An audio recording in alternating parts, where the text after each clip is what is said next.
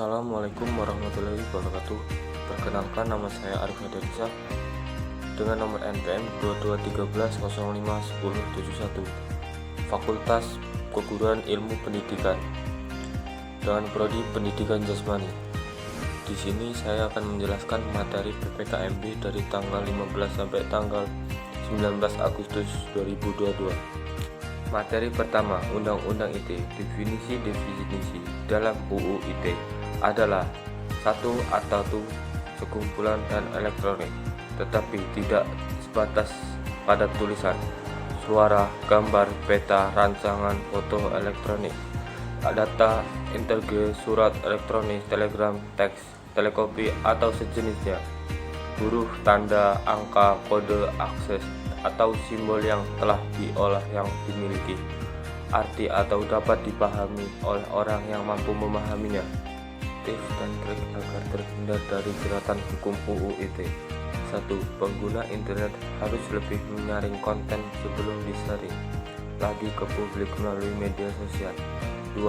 Lakukan pengecekan lebih teliti sebelum melakukan transaksi melalui media sosial. 3. Tulisan yang dibuat pengguna internet harus didukung dengan fakta dan data. 4. Dalam menulis, jangan segera mengkritik, tetapi juga berikan solusi atas permasalahan yang dikritik. 5. Jangan ragu untuk minta maaf bila kita salah ditulis sehingga menimbulkan opini publik yang berdampak merugikan seseorang. Jangan ragu untuk mengakui kesalahan dan minta maaf. 6. Langsung laporkan ke pihak berwajib jika pernah menjadi korban kejahatan di dunia maya.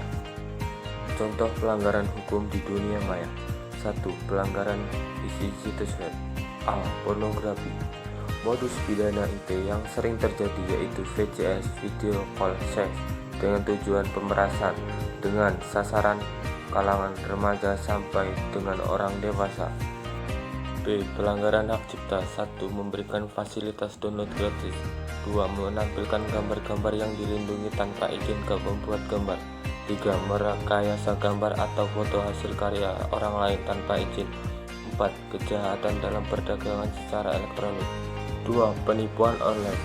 Ciri-cirinya yaitu pelaku melakukan penjualan barang-barang fiktif di media sosial seperti Instagram, Facebook, dan website ilegal yang mana setelah korban melakukan transaksi pelaku akan menghilang.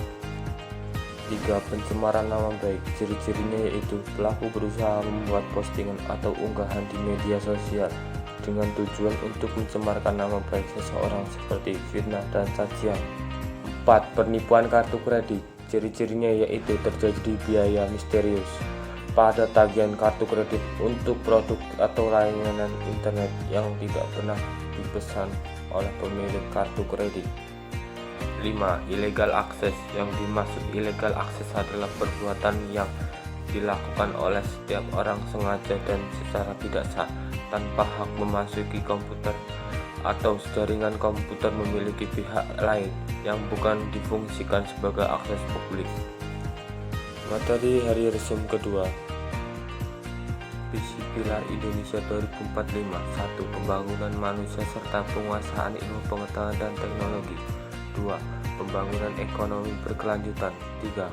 Pemerataan pembangunan. 4. Pemantapan ketahanan nasional dan tata kelola kepemerintahan. Tantangan.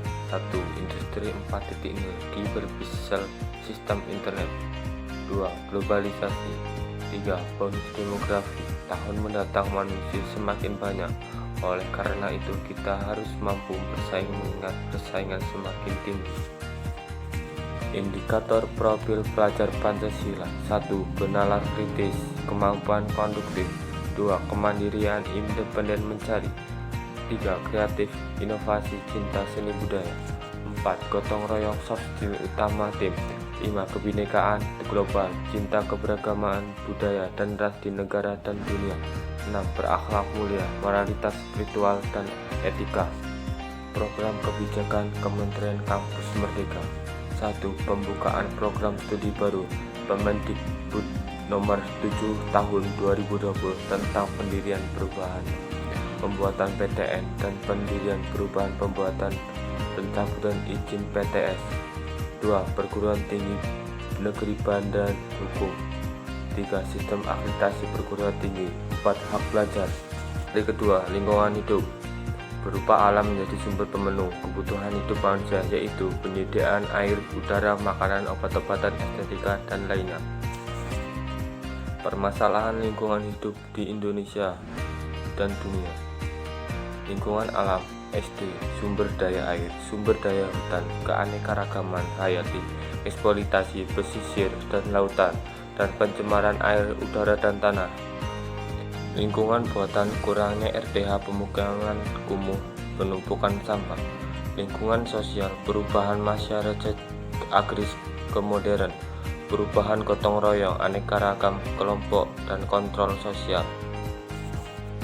Pengolahan lingkungan hidup, 3R, resource reduction, mengelola sampah, menjaga kelestarian SDA, contoh pelestarian mangrove, waspada pemanasan global, definisi penggunaan energi listrik dan peralatan elektronik. Ranking 15 UI Grand Metric dari 101 universitas.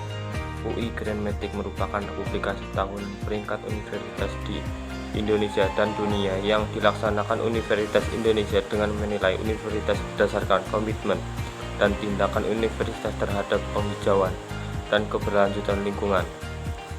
Program Kampus Sehat Healthy Frontier University, gerakan hidup sehat pada tatanan perguruan tinggi dan menjadi bekal warga kampus jika COVID-19 tercatat 42 warga Unila meninggal. Pengendalian COVID-19 yang difasilitasi Unila, vaksinasi COVID-19, preventif, akuratif, dan rehabilitas, RCDC, Rumah Sakit Darurat COVID, BPJS Kesehatan. Manajemen risiko, proses mengidentifikasi, menganalisis, dan mengevaluasi, juga mengendalikan kehilangan risiko yang tidak dapat diterima akibat kerusakan lingkungan. Mengapa perlu manajemen risiko? 1. Terjadi perubahan lingkungan yang terus-menerus. 2. Meningkatkan permintaan good governance organisasi atau disebut TCR. Contoh manajemen risiko terhadap lingkungan: mentaati kebijakan lingkungan untuk mencegah dan mengurangi efek yang merugikan pada sumber daya alam. Conference Social Responsibility atau disebut CSR. Mahasiswa ideal berarti 1. Mampu berpikir positif terhadap sesuatu yang dikerjakan. 2. Mampu menyimbangkan antara akademik, organisasi, dan tugas tanggung jawab. Tipe mahasiswa: 1. Mahasiswa studi orientasi, suka belajar, kurang bergaul, namun tetap ada super pada lingkungan sekitar. 2. Mahasiswa organisasi orientasi, mampu berkomunikasi dan bersosialisasi dengan baik, terkadang suka lupa pada tanggung jawab. Sebagai mahasiswa, tugas terbengkalai, melebihi batas normal kelulusan.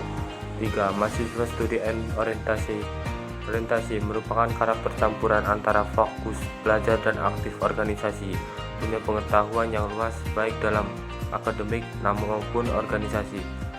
4. Mahasiswa yang suka bermain, tipe terburuk, punya pikiran hanya santai dan bermain, melupakan tugas utama yaitu belajar.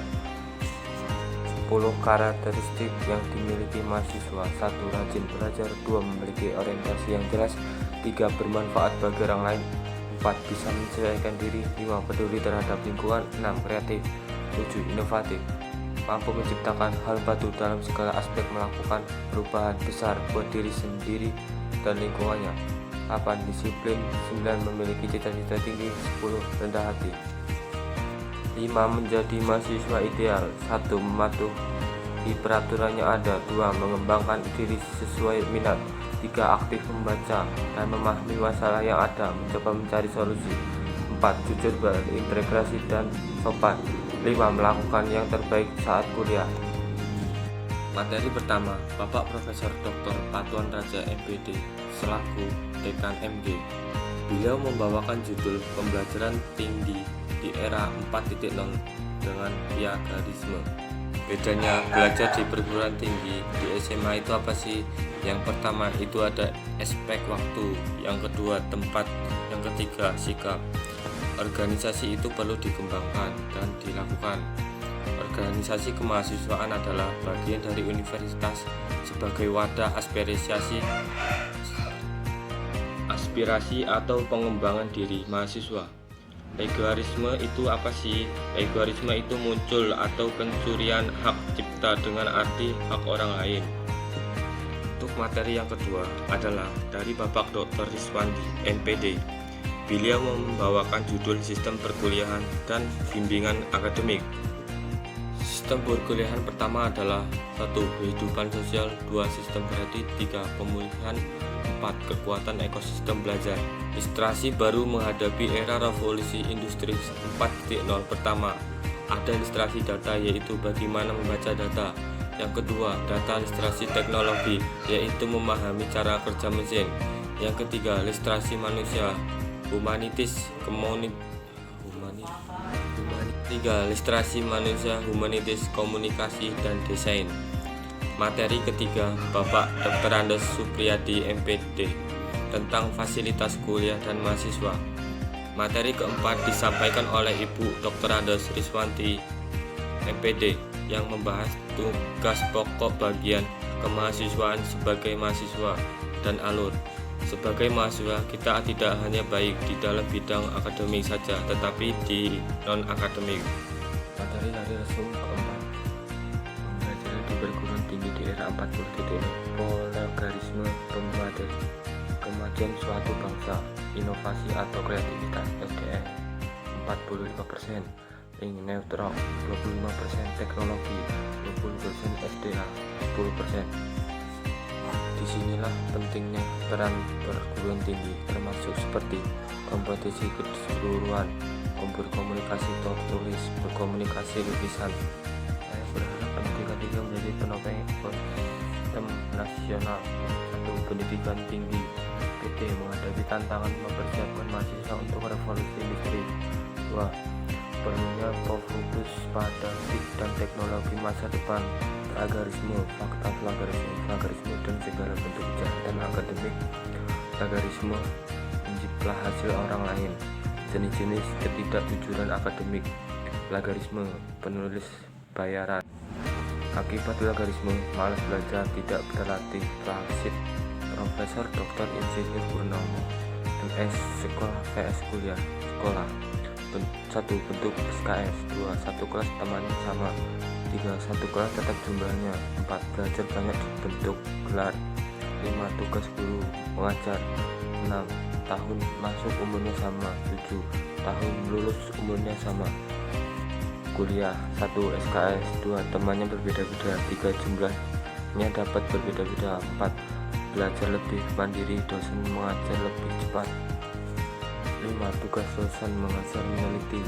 6. Adanya skripsi. 7. Tahun masuk dan tahun lulus berbeda-beda. Pembimbingan akademik PA. Pembimbingan akademik mahasiswa yang selanjutnya disingkat PA adalah dosen yang ditetapkan oleh dekan atas usul ketua program studi bagian jurnal. Pertemuan dosen PA dan mahasiswa bimbingannya berlukis sedikit 3 kali dalam 1 semester. Kapan mahasiswa DO 4 semester 40 SKS, IPK 2.00. 8 semester 80 SKS, IPK 2.00.